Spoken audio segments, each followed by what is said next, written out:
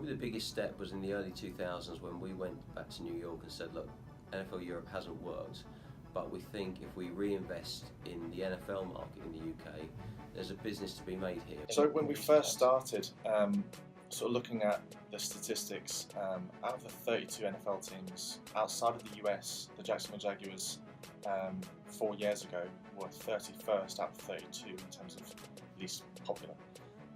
We're now sitting at 6th, so we've done something right. I've been with the league for more than 20 years, so if you'd said to me when I started that I'd be sitting here talking about the fact that we play 3 or 4 real regular season games here a year, I mean, I would have thought you were crazy. And over the last 10 years since we started playing regular season games here in the UK, we've seen the curve steepen even more.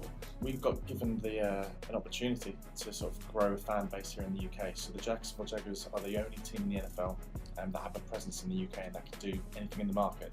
We've only recently really started doing very much. We've always felt that we wanted to support the British American Football Association, who are the governing body for the sport here.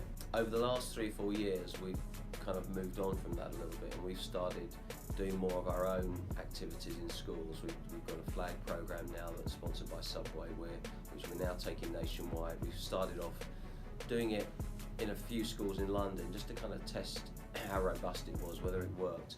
The aim of that program is not just to get more kids playing football, it's also to kind of teach them NFL values and to help them become better students, better people by learning some of the sort of the life skills, if you like, that we think our sport can offer. It's proved to be very successful. The feedback we've had from teachers is that the kids that have been involved in the program have really responded, both on the field and in the classroom and behaviourally.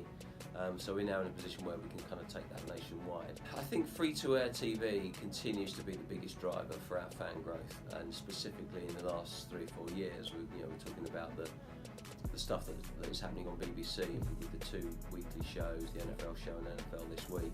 We've engaged up to 4,000 children.